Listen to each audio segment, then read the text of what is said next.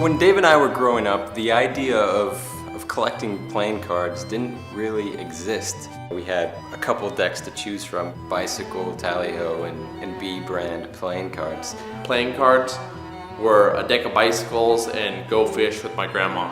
And we were also always collecting casino decks. I always saw Dan and Dave with Jerry's or a Dunes deck. And they looked cool. They were very retro, and they had a very distinct feel and finish. I don't think any other deck has matched since. But at the time, that was it. There weren't really any custom playing cards or unique back designs. And I think it was always in the back of our mind, hey, we should do our own deck of cards. And at that time, the first thought was, how the hell do you design a deck of playing cards? Once David Blaine released his deck of cards, that inspired us and definitely made us sit down and say, hey, we gotta do this. What are our cards gonna look like? Who's gonna design them? And what are we gonna call them?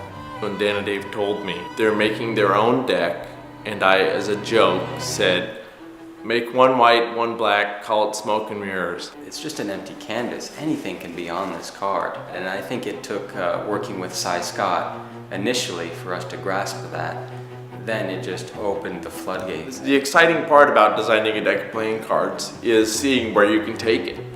When we released the first edition, we had no idea there'd be a second, third.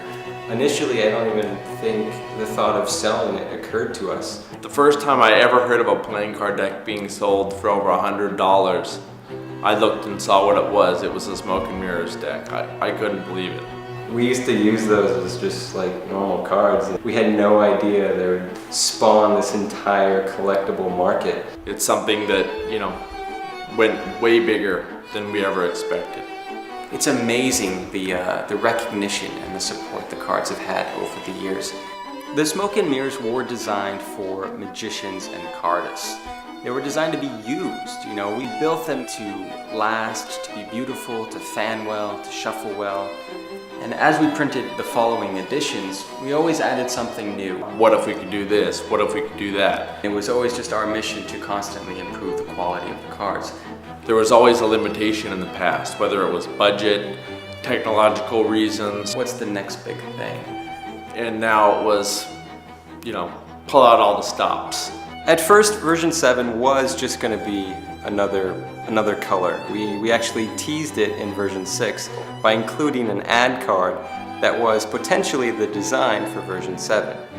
But after that was released and after really thinking about it, we decided that no, we had to do something really special. We wanted to really say farewell to the brand, to the franchise. We really wanted to satisfy our fans and the collectors of our cards. We had to update not just one deck, but all of the decks. And give fans what they wanted, the ultimate box. For the deluxe box set, we set it upon ourselves to do everything imaginable to make these the ultimate deck of cards. We redesigned everything from the ground up. We used effects like embossing and foil stamping. We went completely over the top. We actually foil stamped the inside of a box. That's not even something you see on the outside, but it's a detail that when you open, you can appreciate.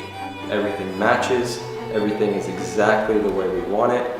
We really worked with the US Playing Card Company to allow their press to get thin borders. I think this is going to be a big trend. One feature of the new Smoke and Mirrors that we're really excited about is the seal.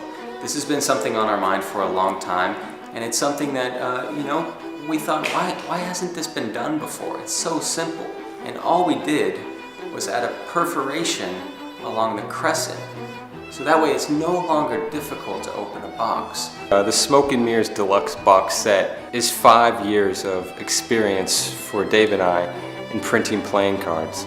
It's everything we know about that in one box, signed, numbered, only 10,000 made, and once they're sold, that's it, they're gone forever. We're discontinuing the brand. It's sad to see them go, but I think you'll agree it's a grand farewell.